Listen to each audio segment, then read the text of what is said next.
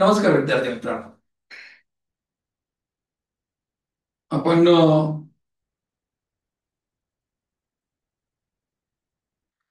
नेहमी आपल्यातल्या चुका दाखवणाऱ्यांच्या बाबतीमध्ये जर बघितलं आपण तर आपल्याला त्याचं प्रमाण जरा जास्त आढळतं. पण आपल्याला नेमकं आपल्या चुका सुधारायचं कसं हे सांगणाऱ्यांचं प्रमाण फार कमी असतं. आपण कंबाईनचा पेपर झाला म्हणून एक लेक्चर घेतलं की ज्याच्यामध्ये तुम्हाला सांगितलं होतं मी की नेमकं तुमचं चुकतं कुठं. पण नेमकं चुका दुरुस्त करायच्या का फार थोडं बोलणं झालं त्याच्यामध्ये. फक्त एवढंच सांगितलं मी की तुम्हाला तुमची चूक नेमकी कुठं होते. तर तुम्ही गणित जमावं म्हणून झळकडताय आणि स्पर्धा परीक्षेमध्ये नुसतं गणित जमणं अपेक्षित नाहीये. गणित वेळेच्या आत जमणं अपेक्षित आहे. सध्या तुम्ही एमपीएससीचं जर खूप ध्येयपूर्वक तयारी करत असाल तर तुम्हाला थोडंसं सावध करतो मी. राज्यसेवेचा पॅटर्न बदललेल्यामुळं असंख्य विद्यार्थी की जे मागच्या 4 वर्षामध्ये 5 वर्षामध्ये राज्यसेवेचा पूर्ण निष्ठेने अभ्यास करत होती, या कालावधीमध्ये 2-3 वेळेस ती मुख्य परीक्षा पास होऊन मुलाखतीसाठी गेली असते. मग मुख्य परीक्षा दिली असती अशा विद्यार्थ्यांचं काही कारणास्तव सिलेक्शन झालं नसेल, अशा विद्यार्थ्यांचं प्रचंड प्रमाण आहे. आता त्या विद्यार्थ्यांनी त्यांची कंबाईनची सॉरी राज्यसेवेची मुख्य परीक्षा दिली आणि त्याच्या आधी राज्यसेवेची प्री झाल्याच्या नंतर ती ज्यांचा रिझल्ट नाही आला ती पोरं मोकळीच होती. ही सगळीच मुलं ग्रुप बी आणि ग्रुप सी ची परीक्षा देतात. आयुष्यामध्ये तुम्ही कितीही हुशार असलात, कितीही बलशाली असलात तर तुम्ही तुमची सिक्युरिटी नेहमी तपासत असतात किंवा ती तुम्ही त्याची काळजी घेत असतात. अगदी तसंच हे विद्यार्थी सुद्धा त्यांच्या आयुष्यातली पहिली पोस्ट ग्रुप बी आणि ग्रुप सीच्या माध्यमातून काढायचा प्रयत्न करतात आणि त्याचा परिपाक म्हणूनच ग्रुप बीच्या परीक्षेचा निकाल लागल्याच्या नंतर जो कट ऑफ दिसतोय त्याला हे विद्यार्थी काही प्रमाणामध्ये कारणीभूत असतील असं माझं वैयक्तिक मत आहे. मला 2 दिवसापूर्वी एक मेसेज आहे की राज्यसेवेची मुख्य परीक्षा लिहिली आता मी आणि मला ग्रुप सीचा अभ्यास करायला खूप कमी वेळ भेटला. मी आपल्या पुस्तकातून अभ्यास केला, जसा वेळ मिळाला तसं पुस्तकातून त्या पूर्ण कव्हर केलं आणि ग्रुप सी ची परीक्षा दिली. मला 62 मार्क पडले आणि मी काय करायला पाहिजे असं त्याचं काहीतरी म्हणजे मुख्यचा अभ्यास करू का असं त्याचं मत होतं. जे राज्यसेवेची मुख्य परीक्षा लिहिलेल्या पोरांनी ग्रुप सी ची परीक्षा दिली आहे तो त्याच्या निकालावरती अवलंबून नाहीये. तर ह्या मुलांमुळं तुमच्या आगामी काळामध्ये ग्रुप बी आणि ग्रुप सीच्या जे काही परीक्षा होतील नोव्हेंबरमध्ये किंवा ते झाले त्याचा कट ऑफ लक्षणीय असणार आहे. राईट, हे तुम्ही अगोदर लक्षात ठेवा. हे आता दुरुस्त काय करायचं ते सांगतो, हे लक्षात ठेवा. हे लक्षात जर राहिलं तर मग तुम्ही तुमच्या परीक्षे अभ्यासाचे 2 गट करा. Maths reasoning science, maths reasoning science आणि करंट अफेअरचे 50 मार्काचं एक सेक्शन करा, दुसरा 50 मार्काचं एक सेक्शन. ब्रॉडली सांगतो मी, 50-50 अर्धा-अर्धा असे 2 गटामध्ये विभागा.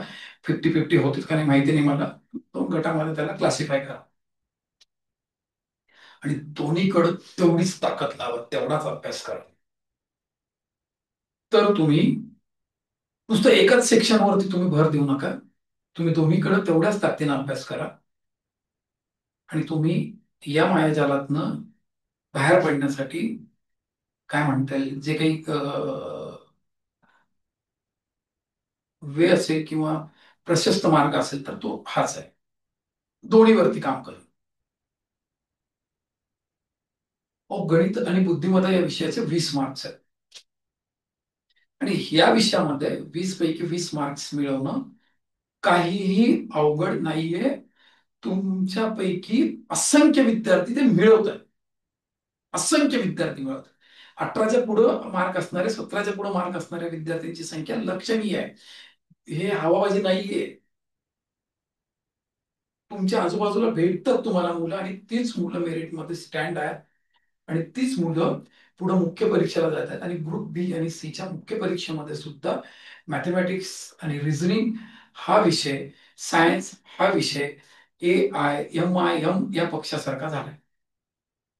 निवडून तर काही यायचं नाही, पण कुणाला निवडून आणायचं हे डिसाईड करण्यामध्ये त्यांचा जसा रोल असतो तसं मॅथ्स आणि सायन्स या दोन आणि रिझनिंग या विषयाचं झालेलं आहे.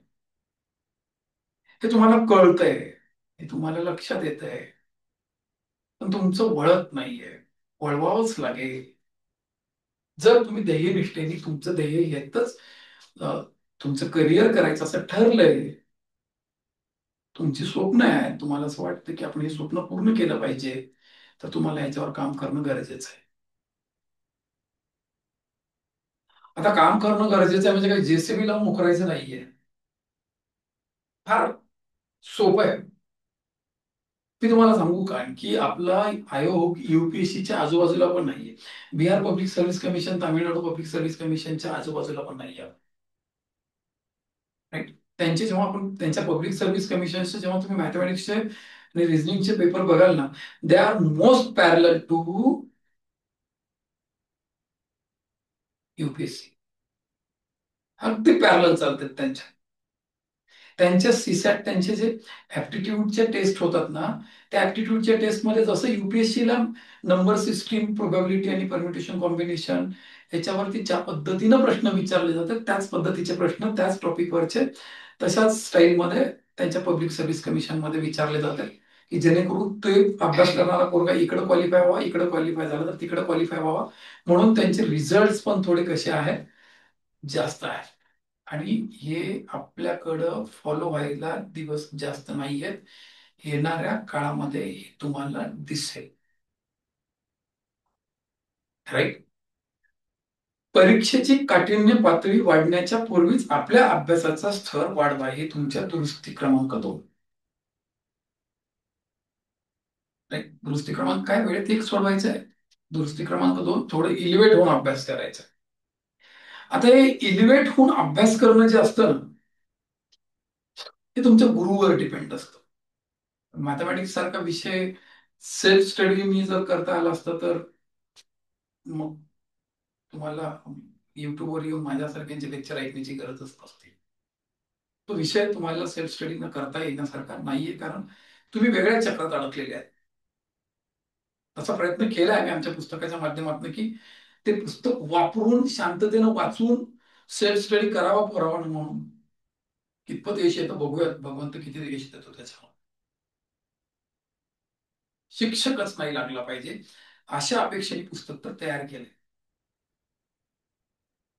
तर वाचण्यासाठी जे पेशन्स लागतात, संयम लागतो, तो तुमच्याकडे असला पाहिजे. तेवढ्या संयमाने ते वाचलं पाहिजे, शांततेने वाचलं, विचार करत करत वाचलं पाहिजे. होऊन जाऊ शकतं. राईट. तर आता मला काय म्हणायचंय की आता आपल्या नेमक्या विषयाच्या दृष्टिकोनातून काय चुका होतात, त्याला आपल्याला त्याच्या दुरुस्तीवरती काम करायचं आपल्याला. सगळ्यात मोठ्या चुका आहेत तुमचा याविषयी असलेला भ्रम आहे. राईट. तुमचा याविषयीचा भ्रम सांगतो मी काय तुमचा.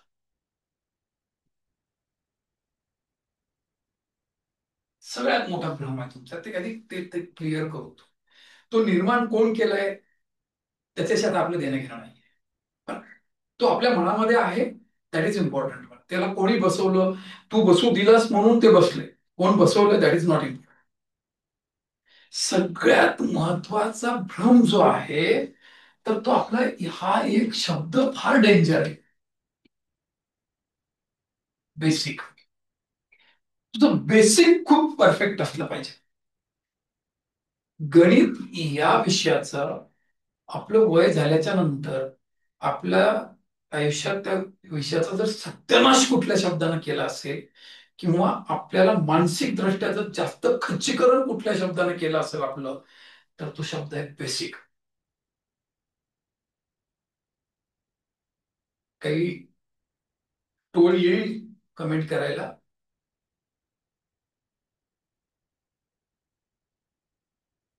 पण इरेस्पेक्टिव्ह ऑफ दॅट, त्या टोळीला सांग, नाही कॉल कर, माझ्यासोबत डिस्कस कर, मी सांगतो तुला काय लागतं. पण हे बेसिक जे आहे ना, ह्याच्यामध्ये तुमची वाट लागलेली. आणि परत त्याला विचारलं आपण या बेसिकच्या टायटल खाली मी करू काय, तर त्यांचं सांगणं काय असतं तुम्हाला बघा. बेसिकच्या टायटल खाली तुम्हाला ते साधारणतः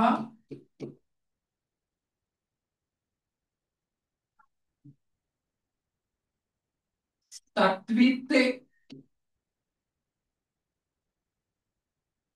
10वी पर्यंतच्या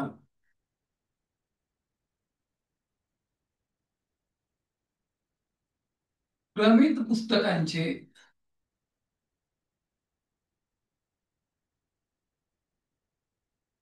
अवलोकन आवश्यक असल्याचं सांगतात ते.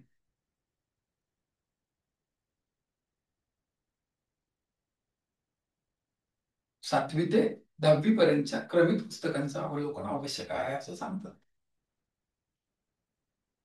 आता आपण खूप व्यावहारिक दृष्टिकोन ठेवून, मी बोलतोय म्हणून नाही, आपण व्यावहारिकच विचार करूया.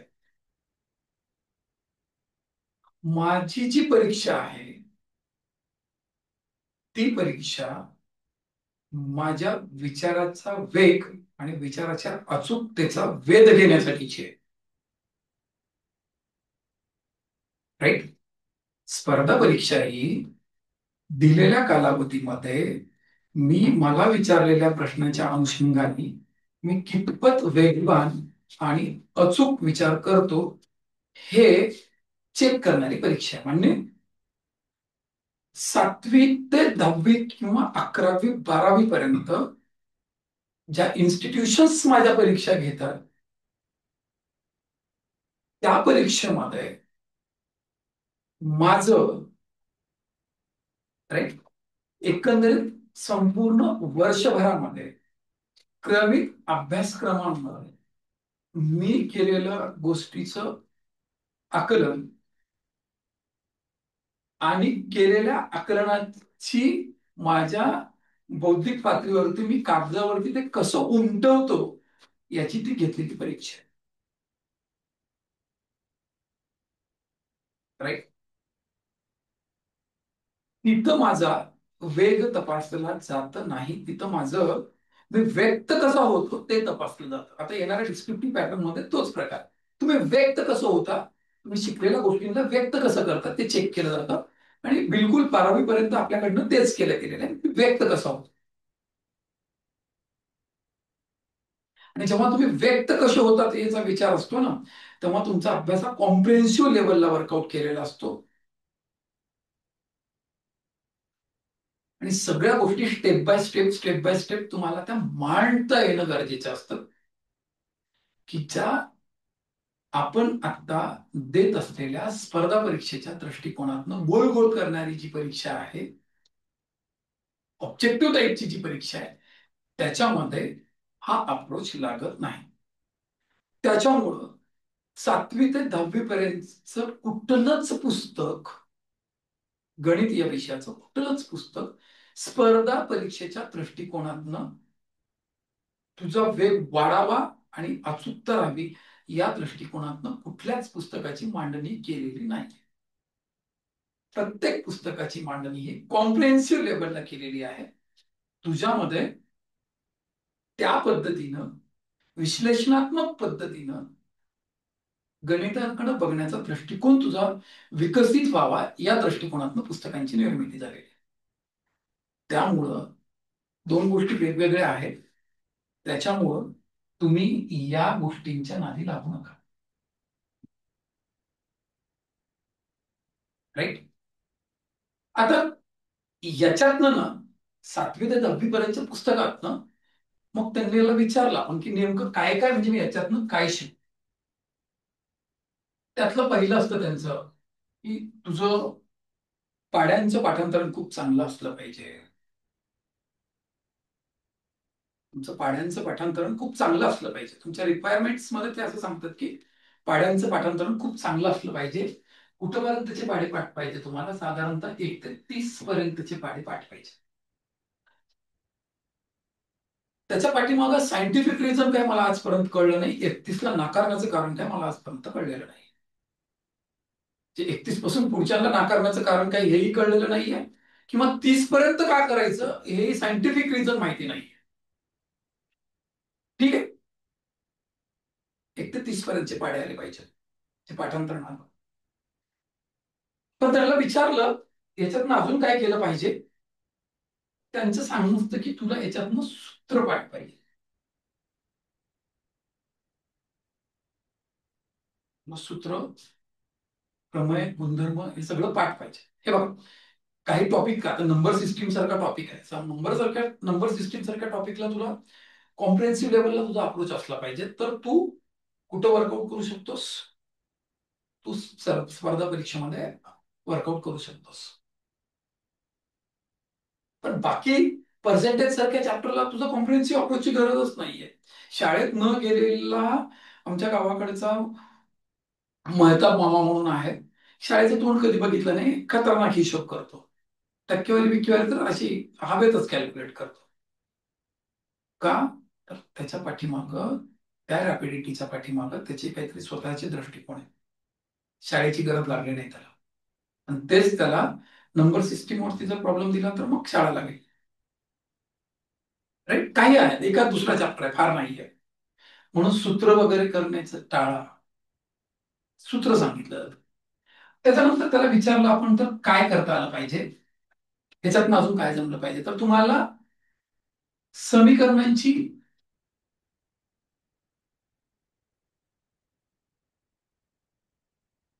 मांडणी करता आली पाहिजे. आता समीकरणांची मांडणी करायची आहे, तर मला त्या उदाहरणामध्ये कुठल्या तरी एखाद्या पदासाठी चलाची किंमत XYZ मला काहीतरी कन्सिडर करावं लागेल, समजावं लागेल. माझं ते सुद्धा कन्सेप्ट क्लिअर असला पाहिजे.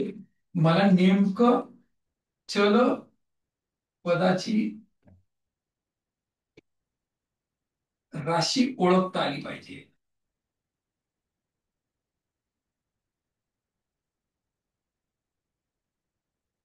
त्याच्यानंतर त्यांच्याकडनं आपल्याला सांगितलं जातं की तुझं मांडलेलं समीकरण तुला वेगात सोडवता आलं पाहिजे. राईट. समीकरण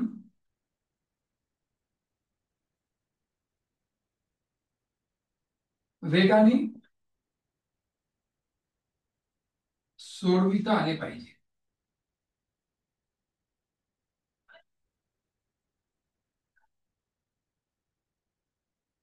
याच्या वर विचारलं त्यांना आपण आणखी काय पाहिजे, तर त्यांचं सांगणं असतं मला की तुम्हाला दशांश अपूर्णांक, व्यवहारी अपूर्णांक, राईट, तुम्हाला वर्ग, वर्गमूळ, घनमूळ, राईट,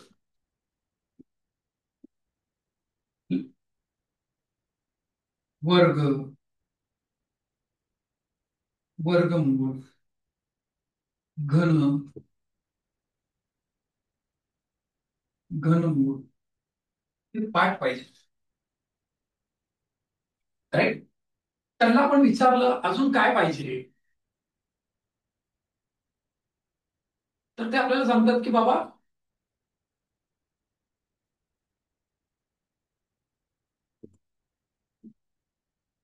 तुला व्यवहारी अपूर्णांक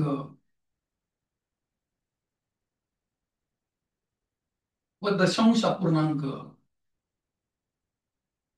यांच्या बेरीज, वजाबाकी, गुणाकार, भागाकार सगळा जमला पाहिजे. राईट. त्याला विचारलं आपण अजून काय पाहिजे, तर तुला लसावी मसावी काढता आली पाहिजे.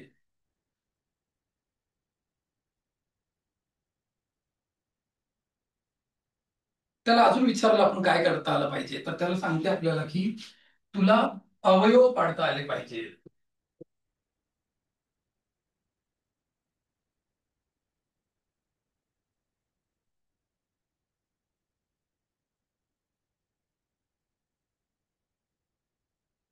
हे असंख्य गोष्टी आहे. तुला एवढं सगळं जमलं पाहिजे असं तुला सांगितलं, अजून काही असेल याच्यामध्ये. बरोबर. आता माझा प्रश्न असा आहे तुम्हाला, की 10वी पर्यंत मला हे जमलं नाही, म्हणून मी 11वीला कला किंवा कॉमर्सला निघून गेलो. कला आणि वाणिज्य शाखेला गेल्यामुळं माझं ग्रॅज्युएशन पूर्ण त्याच स्ट्रीम मध्ये झालं, माझा गणिताशी संबंध आला. आता ग्रॅज्युएशन झालंय, मला माझ्या रोजीरोटीच्या शोधामध्ये फिरायला लागलो मी. आणि इथं आल्यावर तुला म्हणतोय मी की तुला हे सगळं जमलं पाहिजे.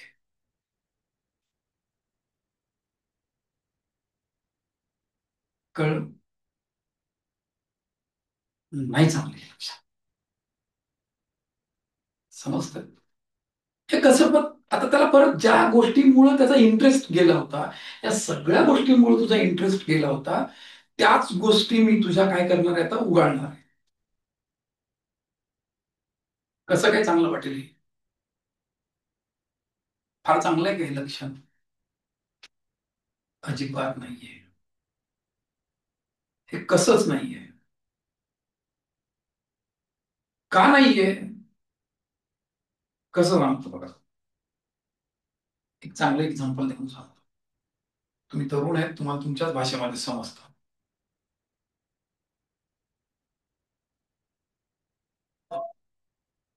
तुझं एखाद्या गोष्टीवरती प्रेम होतं आणि त्यांना तू विचारलंस, तर व्यक्तीवरती प्रेम होतं गोष्ट म्हणल्यापेक्षा बाबीवर व्यक्तीवरती प्रेम होतं, तुम्ही त्यांना विचारलं. नकार दिला असतं तर काही वाटलं नसतं. त्यांनी घरी गेले, जाऊन सांगितलं. त्यांचे भाऊ, भाऊकीचे लोक, मानलेले भाऊ बिऊन लई मारले आपल्याला. दन मारले. राईट. चार चौघातच इज्जत काढली. त्याच घरचं, त्याच पोरीचं पुन्हा स्थळ आलं. कधी आले? थोड्या वर्षाच्या नंतर. त्यांनी काहीतरी एखादं कांड केलंय आणि मग त्यांचं स्थळ आलं तुला. होकार देशील का? नाही देणार. डोक्यामध्ये असेल ना ते चांगला माणूस, तर नाही देणार. तसंच येते. त्या गोष्टींमुळे मी मार खाल्लाय माझ्या आयुष्यामध्ये.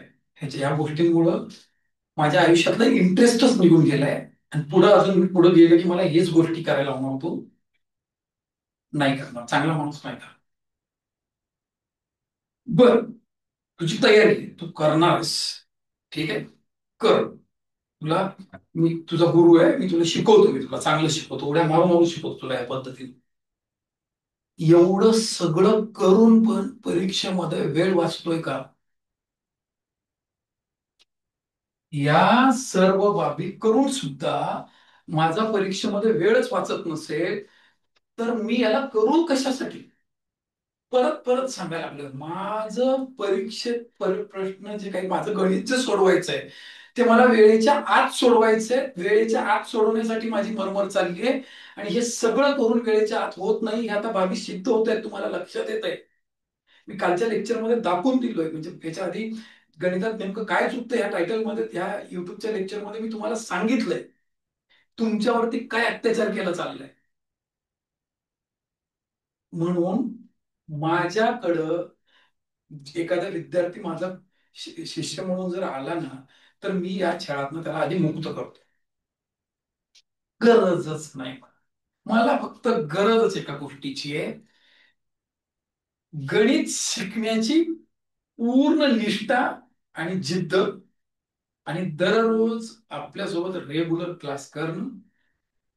आणि आपल्यासोबत संवाद साधणं, बोललं पाहिजे विषयाविषयी. बरोबर आहे. आता माझं म्हणणं काय आहे, हे तुम्ही आता एवढं सगळं झालं तुमचं, मग करायला काय पाहिजे? मी तुम्हाला अंकगणितामध्ये नेमकं करायला काय पाहिजे हे सांग. राईट.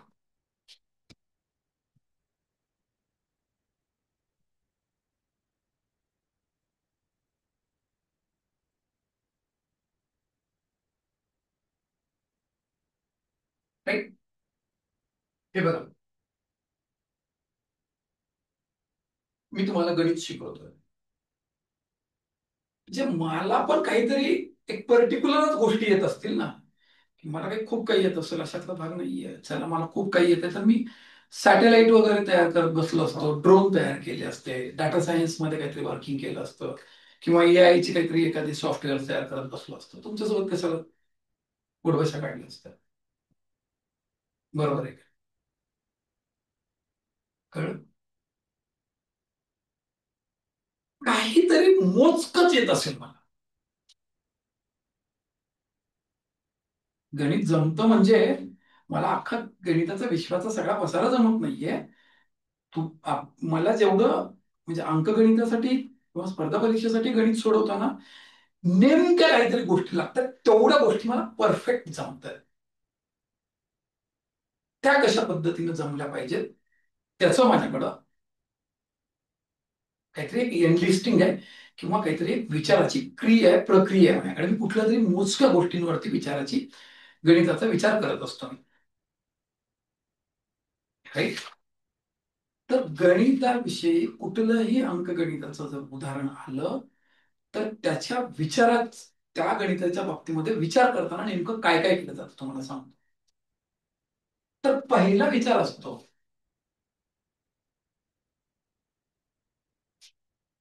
किंवा पहिलं तुम्हाला काय जमलं पाहिजे. तुम्हाला लसावी आणि मसावीचं उपयोजन जमलं पाहिजे. मी काढायला म्हणत नाहीये. समजतं? मी तुम्हाला लसावी मसावी काढायला आली पाहिजे असं कधीच म्हणणार नाही, कारण काढण्याची जी पद्धत आहे लसावी मसावीची, ही जी पद्धत आहे, ही पद्धत स्पर्धा परीक्षेची पद्धतच नाहीये. कळलं? अवयव पाडून जर मी तुम्हाला लसावी मसावी शिकवत असेल, तर मग मी 4थ्या वर्गामध्ये असताना, 7व्या वर्गामध्ये असताना सारखंच तुमच्यावरती अन्याय करतो. अवयव पाडण्यामध्ये मजाच नाही. अवयव पाडून लसावी मसावी होऊच शकत नाही. माझा एक बार्टीवरती लेक्चर आहे, की लसावी मसावीच्या बाबतीमध्ये तुमचे विजन्स काय असले पाहिजेत. 4.5 घंट्याचं लेक्चर आहे, लॉकडाऊन मध्ये घेतलेलं. अप्रतिम लेक्चर घेतलं होतं. पण तुम्हाला असं पाठीमागं लाईट बीट लावलेलं पाहिजे थोडं. त्या काळामध्ये तेव्हा काहीच, फुल लॉकडाऊन होतं. जर इच्छा असेल, जिज्ञासा असेल, तर तुम्ही बघू शकतो ते लेक्चर. प्रचंड म्हणजे ताकदीनं केलेलं लेक्चर. तर मी तुम्हाला लसावी मसावीचं उपयोजन कळलं पाहिजे, तुम्हाला ते कुठं अप्लाय करायचं कळलं पाहिजे. राईट. लसावी आणि मसावीचा नेमका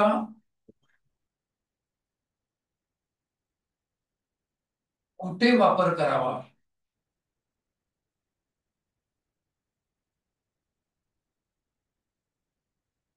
हे कळलं पाहिजे.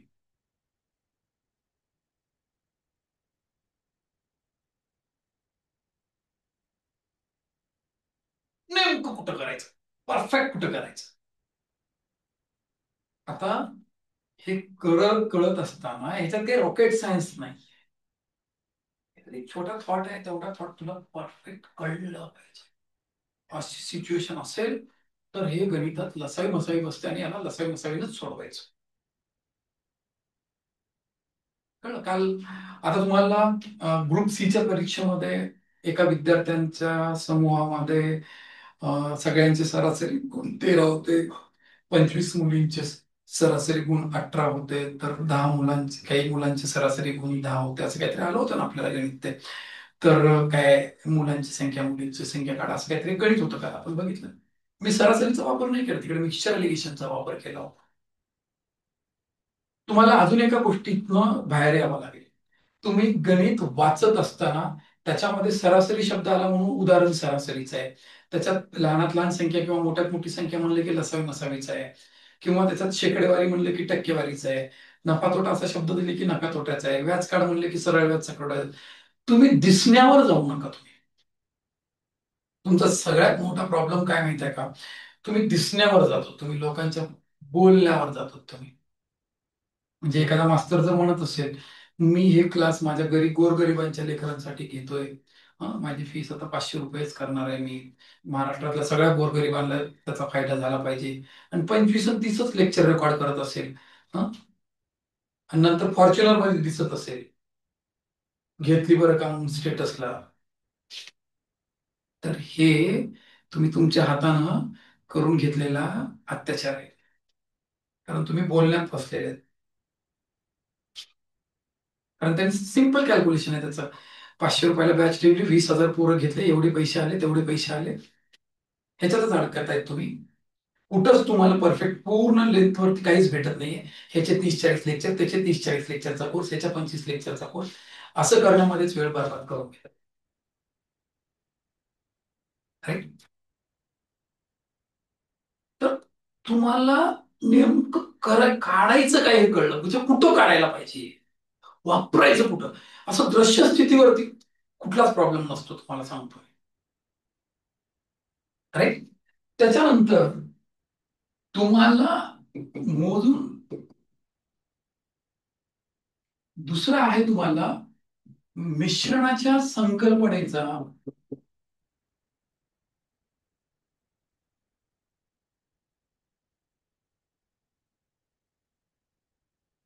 नेमका वापर करता आला पाहिजे.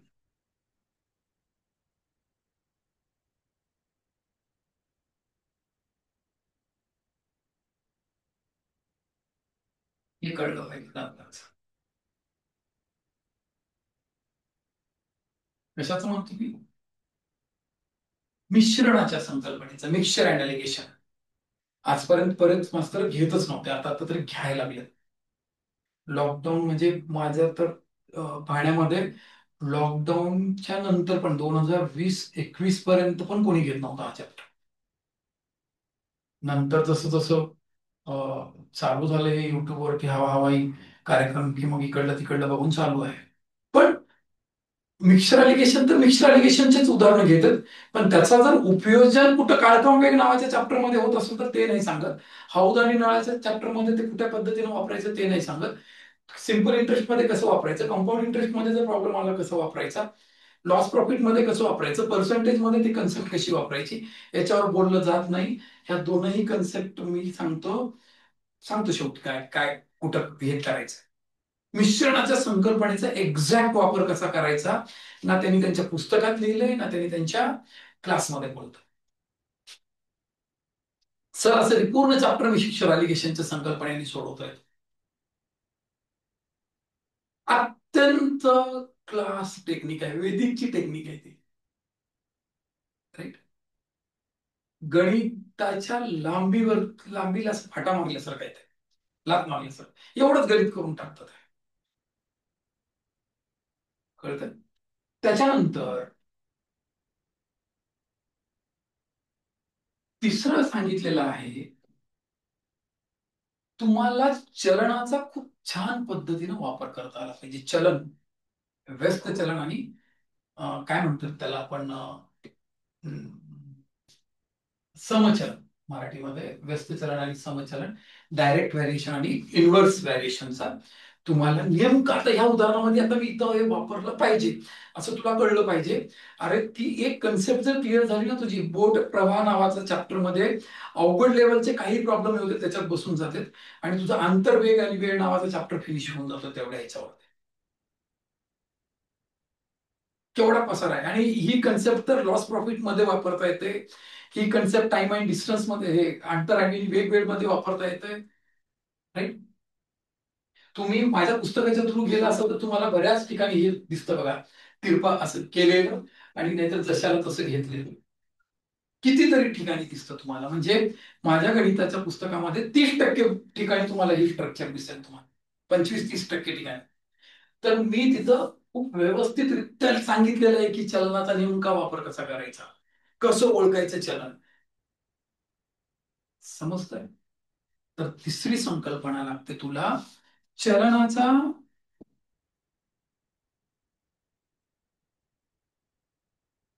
चलनाच्या संकल्पनेचा वापर करता येईल.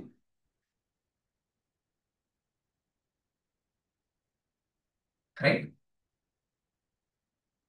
आता गंमत आणखी एक सांगतो मी तुम्हाला.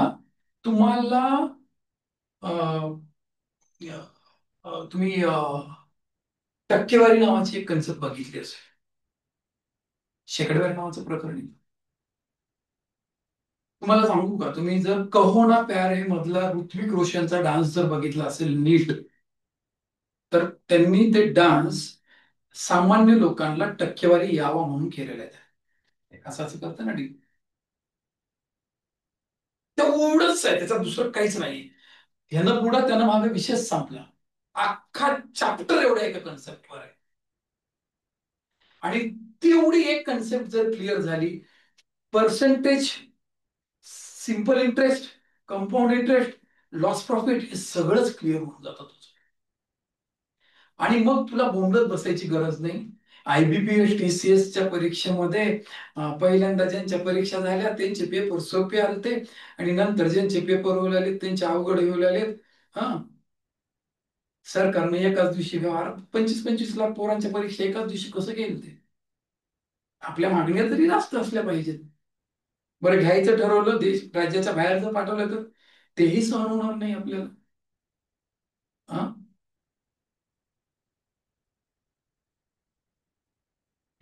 अरे माझं म्हणणं काय आहे, त्यांनी कुठल्याही शिफ्टला येऊ दे, कधी येऊ दे, कसाही पेपर देऊ दे, तू तयार असला पाहिजे रे. कळलं काय?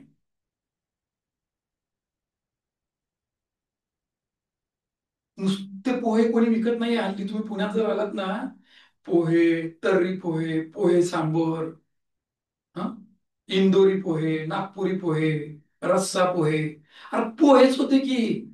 पण त्याच्यासोबत झालर लावून लावून त्याने इलिव्हेट केले स्वतःला. चॅप्टर शिकताना पण थोडा इलिव्हेट करून शिक. हं, आणि एके दिवशी सगळ्यासाठीच शिक की कुठलीही परीक्षा दे, फॉर्म भरून परीक्षेला जा. त्याच्यासाठी 10 परीक्षेसाठी 10 वेगवेगळे परीक्षेचा अभ्यास करण्याची आवश्यकता नाहीये.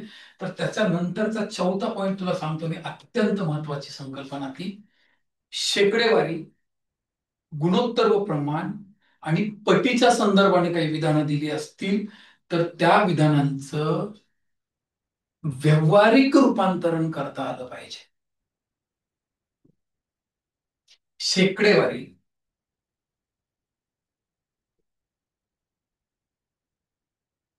गुणोत्तर व प्रमाण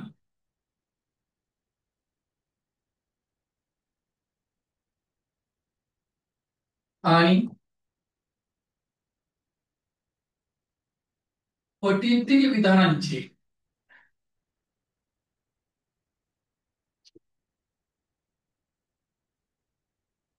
व्यावहारिक रूपांतरण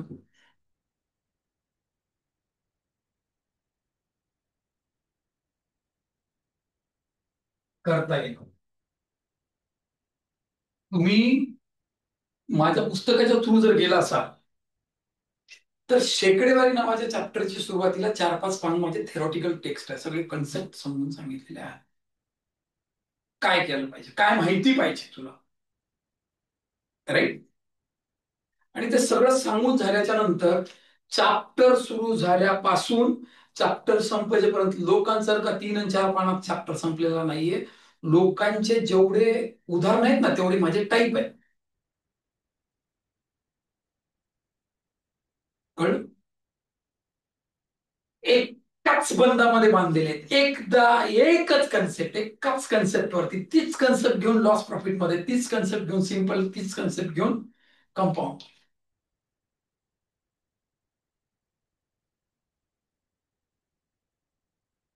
प्रत्येक टॉपिक मध्ये थोडाफार त्यांच्या त्यांच्या संलग्नित अनुषंगाने जे काही लागतं ते एक्स्ट्रा दिलं असेल, पण मेजर तीच कन्सेप्ट अटॅच केलेली.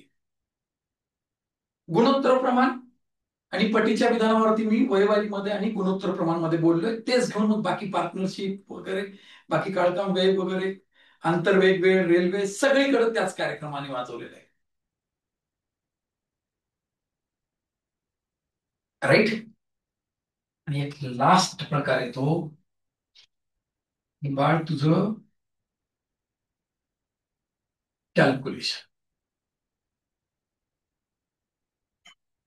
तुझं कॅल्क्युलेशन परफेक्ट पाहिजे. मी परत सांगतो, एमपीएससी, ग्रुप बी, ग्रुप सी, राज्यसेवा यांची कुठलीही परीक्षा आयोग जेव्हा घेतो तेव्हा अजूनही कॅल्क्युलेशनचा स्तर अवघड नाहीये. सिंपल कॅल्क्युलेशन्स आहेत अजून पण. त्या तुलनेमध्ये आयबीपीएस आणि टीसीएस ची परीक्षा द्यायला गेलात तुम्ही तर तिथल्या कॅल्क्युलेशनचा स्तर थोडा उच्च आहे. त्यांच्या मनानं अजून पण तुम्ही खूप ग्राउंड लेवललाच आहेत तुमचे कॅल्क्युलेशन्स, अजून पाळण्यातच आहे. आता हे कॅल्क्युलेशन्स तुम्हाला जेव्हा करतात तुम्ही, तेव्हा आता पहा मी काय सांगतो त्याच्याकडे नीट लक्ष द्या. 1 ते 30 पर्यंतचे पाढे केले पाहिजेत असं मी म्हणालो होतो, तुम्हाला सांगितलं जातं राईट. आणि हे सांगत असताना मी तुम्हाला म्हणालो की याच्या पाठीमागं काय शास्त्रीय कारण आहेत ती मला माहिती नाहीत असं बोललो होतो. 31च्या पुढं का करायचं नाही, 31 पासून पुढं का करायचं नाही, किंवा 30 पर्यंतच का करायचं, याच्या शास्त्रीय कारणांची मीमांसा माझ्याकडे नाही. किंवा जे कोणी करतात ते पण मला सांगत नाहीत की ह्या शास्त्रीय कारणास्तव आपण हे केलं पाहिजे. किंवा वर्गमूळ घनमूळ काढत असताना सुद्धा 50 पर्यंतचे करा, 100 पर्यंतचे करा, हे करा, एवढेच करा, याच्या पाठीमागचे पण कारणे मीमांसा माहिती नाही. का पाय काय, what is the reason, don't know. मी सांगतो आता कुठपर्यंत करायचं. कॅल्क्युलेशन जर परफेक्ट पाहिजे असतील तुझे, तर तुला बेरीज आणि 1 ते 9 पर्यंतचे पाढे आले पाहिजेत.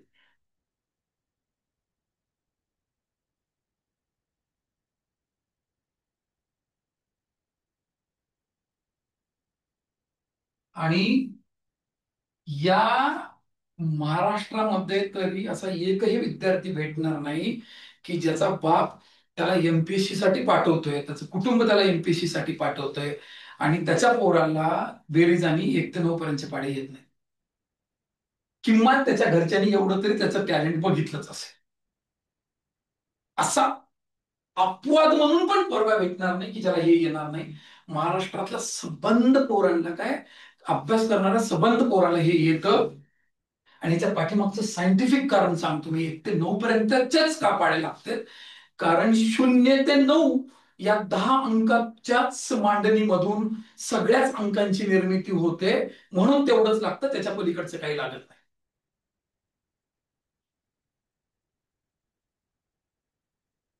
0 पासून 9 पर्यंत म्हणजे 0, 1, 2, 3, 4, 5, 6, 7, 8, 9 याच अंकांचा वापर करून 10 तयार होते, 11 तयार होते, 12 तयार होते, 1011 तयार होते, हेड्या तयार होते, बाबा तयार होते, मसना तयार होते, इन्फिनिटी पर्यंत काही बी तयार होते.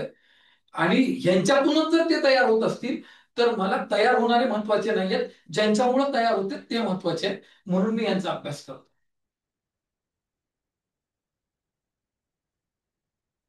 माझ्या पुस्तकाच्या प्रस्तावनेमध्ये मला बऱ्याच जणांनी विचारलं की कॉलेजमधल्या मास्तरांची नावं का नाही लिहिलंस तू, किंवा तुझ्या इंजिनिअरिंगच्या मास्तरांची नावं का लिहिली. कधी शिकवलंच नाही. का नाही, काय म्हणून लिहायचं.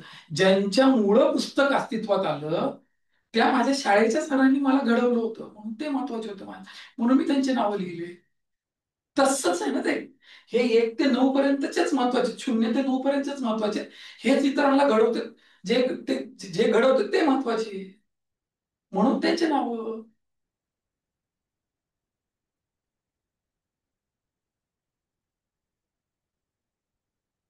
कळतं का नाही. हे एवढं जमलं पाहिजे. आणि याच्या अलाइनमेंट मध्ये ह्याच्या आधारावरच सगळं वेदिक टेक्निक्स डिपेंड्स आहे.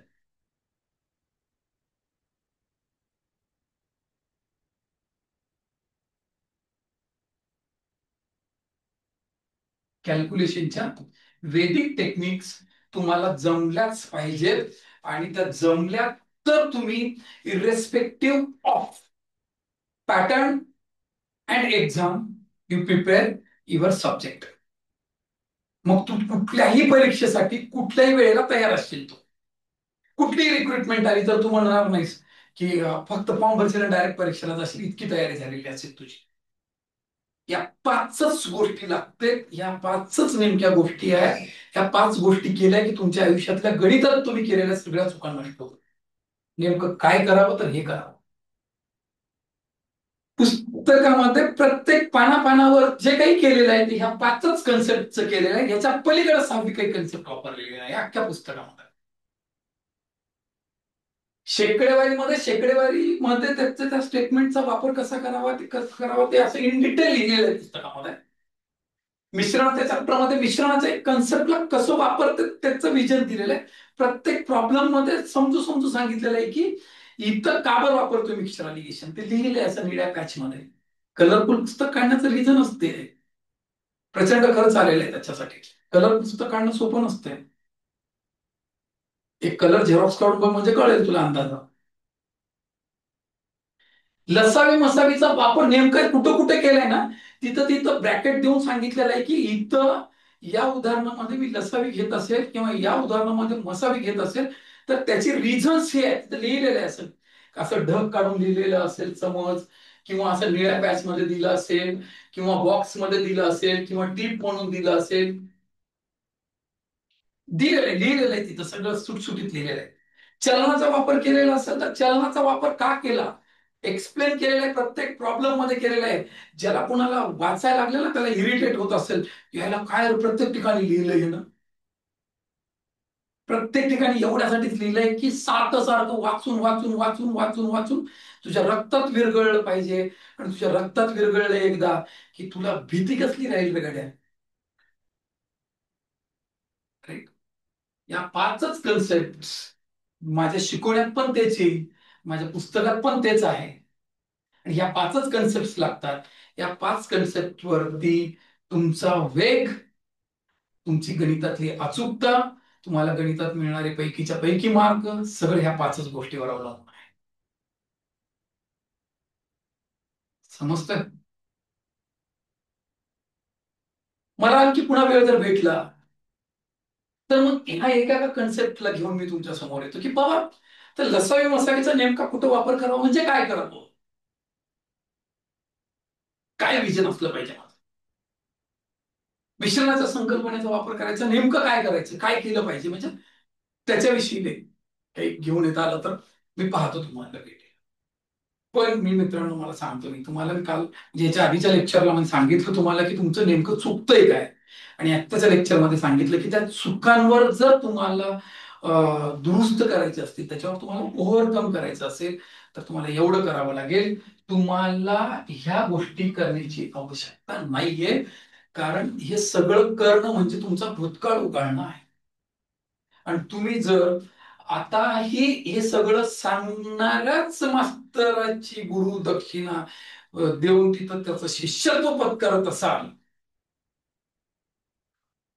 आणि तुम्हाला हेही कळतंय की हे सगळं करून माझा परीक्षेतला वेळ वाचणार नाही, हे कळत असताना सुद्धा तुम्ही हेच करून शिष्यत्व पत्करत असाल, तर तुम्ही तुमच्या आयुष्याचे शिल्पकार नाहीयेत. तुम्ही तुम्ही तुमच्या आयुष्याला काय म्हणता येईल बघा, तुम्ही तुम्ही स्वतःच बिघडून घेतात.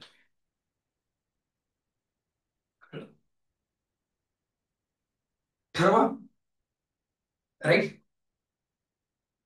आणि चुका दुरुस्त करा. खूप बरं असेल.